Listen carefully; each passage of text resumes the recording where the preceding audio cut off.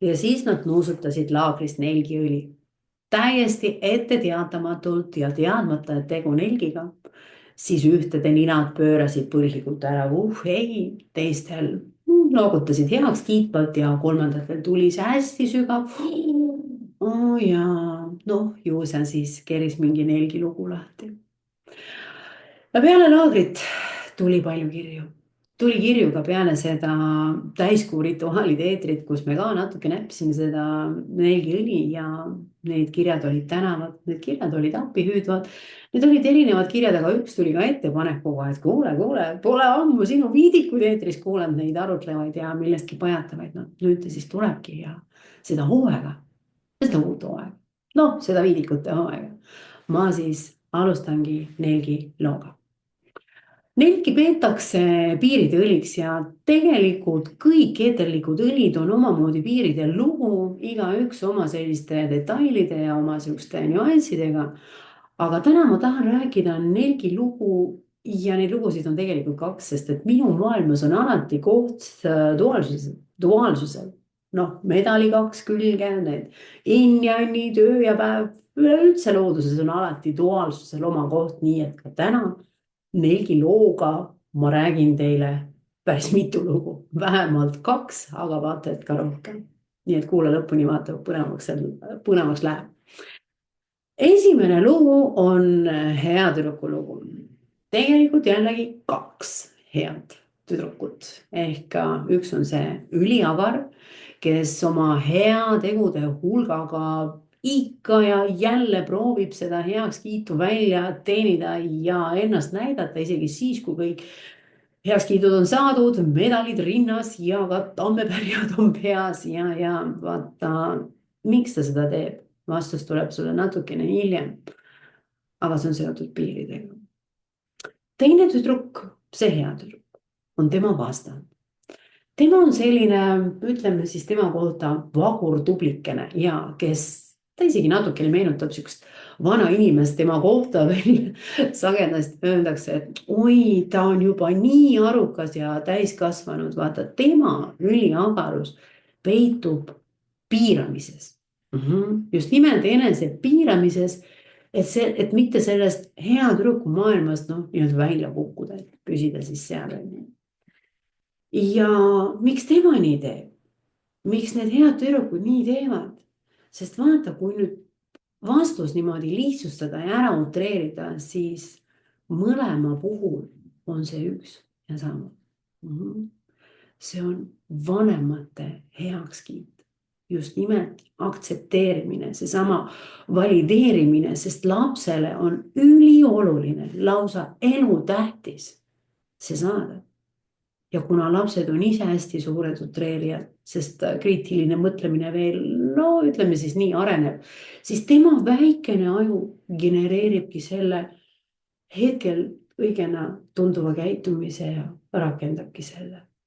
Olla mugav ja hea. Olla mugav ja hea ja püüda oma kõige tähtsamad vajadused läbi selle käitumismudeli rahuldada, läbi selle teenimise, väljateenimise ja läbi selle piiramise. Ja vaata, see mudel võetaksegi oma ellu kaasa, ma nimetan neid baaskäitumismudeliteks. Ja vaata, pärast, kui see tüdruk kasvab, siis ta lihtsalt mugandub, riputab sinna uusi vidinaid külge nagu jõulukuusele, aga see baaskäitumismudel jääb ja sellega minnaksegi oma ellu edasi. Aga miks siis see läheb niimoodi äärmusesse, miks nagu neid piire ei ole ja nüüd mul tuleb sulle ära rääkida ka kolmanda tüdruku lugu. Ja see on paha tüdruk. Paha tüdruk on see, kes on tema ise. Paha tüdruk on see, kes ütleb välja oma arvamused. Paha tüdruk on see, kes teab, mida ta tahab ja ta räägib oma soovidest teinekord ka palju valjemal häälel. Ta on selline silmavaistev ja ta teeb kõike seda, mida need head tüdrukud suureks kasvades tulevad õppima erinevatel uduvente nimetustega koolitustel, noh, olgu selleks siis, ma ei tea, enese kehtestamine ja piiride kehtestamine ja ei ütlemise ja ühenduse iseendaga otsimine, mida iganes veel. Vaata, kui ma teen neid aroomirännakuid, teen neid aroomikleidikesi või arooma coach'i sessioone, siis kui mänguväljale tuleb nelgiõli, ma alati küsin ühte sama küsimust. Millal sa viimati paha tüdruk olid? Paha tüdruk jääb vastaja mõttesse. Mis sa silmas pead? Milline see paha tüdruk on? Hästi kõhklevalt küsib ta. Räägin talle siis selle eelneva loo ja ütlen, et tead, see vali tüdruk või vabandust, see paha tüdruk ongi nagu nelgiõli. Ta on niisugune hästi terav ja hästi vali. Ta kohe kõneleb endast. Silmapaistev, noh, saad aru, on ju, just. Ja ta ei ole teistele mugav. Ta teab, mis on raev ja ta oskab sellega hästi osavalt toimetada. Ja küsin siis seepeale, et kuule, aga kas sina tead, mis on raev? Oled sa oma raevu kogenud? Raev, küsib suureks kasvanud hea tüdruk. Ja raev on talle tundnud, sest raev on heale tüdrukule tabu. Okei, ja siis räägin ma sellele suureks kasvanud tüdrukule, heale tüdrukule, selle välja elamata raevuloo. Räägin, mis juhtub siis, kui see raev koguneb, kui see raev paisub, kui see raev läheb käärima ja läheb halvaks. Ma räägin sellest, kuhu ta mugandub, kuhu ta suundub, mida ta kehas teeb, mida ta tegelikult põhjustab veel ka käitumises. No need ohvrirollid, manipulaatorid ja kõik see tuleb vaikselt sealt poolt. Aga ma räägin ka sellest, kui vinge tööriist on raev ning jõudes selle kohani, et kuule nüüd hästi tähelepanelikult, jõudes selle kohani, et raev on märguanne. Ta on nagu punase foori tuli, eks ju, või valgusfoori tuli ja tekib siis, kui sinu vajadused on rahuldamata. Jätsid meelde. Mäletad, on ju? Paha tüdruk teab, mis on tema vajadused. Ta räägib nendest valjusti. Aga hea tüdruk isegi ei tea, millised on tema vajadused. Rääkimata sellest, et nad on rahuldamata.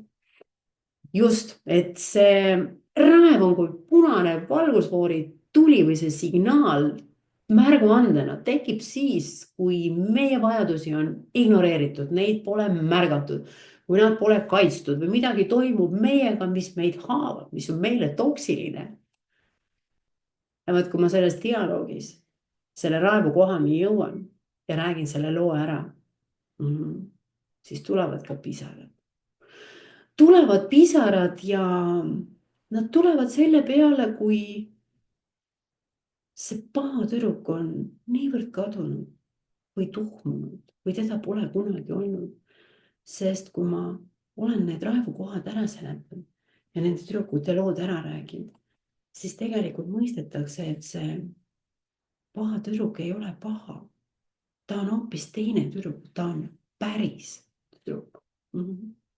See päris mina ning mida valjemini räägib sinuga nelgiõli ja seda enam su keha igatseb tule päris, no okei, las ta siis jääda paha tüdruku järele. Aroomirännakutel ja kleidikestel, noh, nendel sündmustel või üritustel, kus siis eeterlikud õlid ja nende nuusutamine mängus on.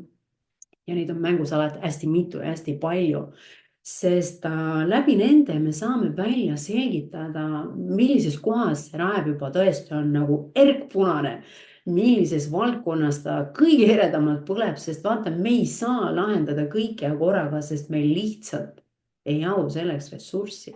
Meil ei ole sellist jõudu ja sellist jõudlust, et korraga kõigega tegeleda isegi siis, kui kõik tundub korraga tähtis ja väga vajalik ja kohe-kohe tuleb lahendama. Ei, aroomid aitavad meil välja selgitada just nimelt selle kõige aktuaalsema, kõige olulisema, kõige vajalikuma vajaduse sel hetkel, see, mis kõige rohkem kotib, ütleme siis nii.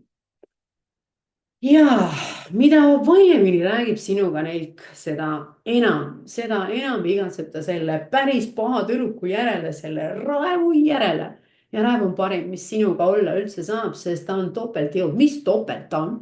1000-kordne jõud, mis aitab sul läbi minna kõikidest takistustest, minna mööda, väljuda nendest olukordadest, mis sind enam ei toida, mis sind enam ei toeta või noh, lausa sulle toksiliseks muutunud ja kuhu ta sind viib.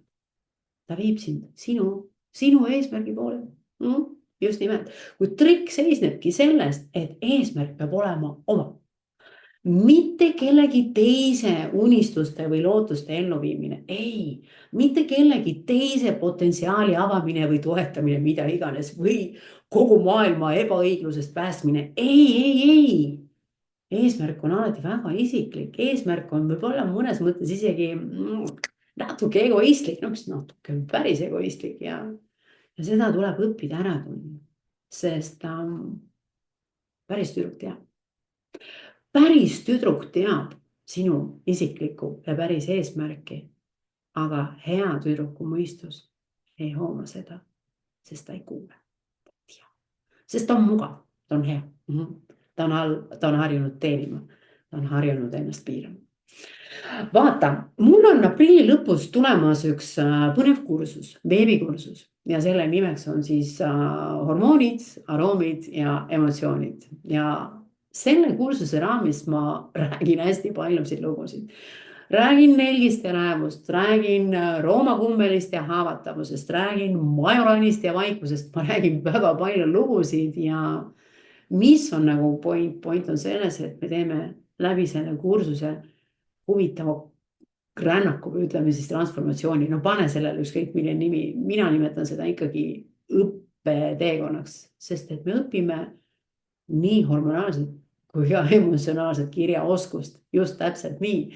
Ja juulis tuleb laager, mis kannab sama nime, kui nüüd, kus teeme palju sisemist koostööd, sellist koostööd sisemise minaga, selle päris tüdrukuga. Ja äkki kui nüüd ühe lausega need laager ja siis kursus kokku võtta, muide nad on hästi haakuvad, et üks on siis rohkem teoreetiline, kuna on beebikursus ja teine on siis hästi sügav praktiline töö. Et kui võtame ühe lausega kokku, et õpime seda hormonaalset ja emotsionaalset kirjaoskust, sest hormoonid on meie kehakeel ja see on meie päris tüdruku keel ja emotsioonid on see keel, milles räägib meie süda. Mõistad? Äge on ju. Aga miks aroomid? Kohe seletan. Vaata, looduses on niimoodi, et kõik, mis meil lõhnab, mis on aromaatne, no eeterlikud õlid on üldse aroomide kvintessents ehk ülimat kontsentratsiooni ja sellist kogumit on raske leida. Et kõik, mis on hormoonilaadne, ta suhtleb meie kehaga. Ta räägib meie kehaga, sest ma just enne ütlesin, et hormoonid on meie kehakeel, see päris tüdruku keel. Ja nad seletavad, nad annavad infot edasi, nad vahetavad infot. See on ka hästi oluline koht. Ja võib öelda ka nii, et kui meie keha ja emotsioonid on nagu selline üks holistiline tervik, siis aroomid on nagu ühendussild nende vahel. Ja meie kehal ja lõhnadel on nagu selline omavaheline sõnatu keel.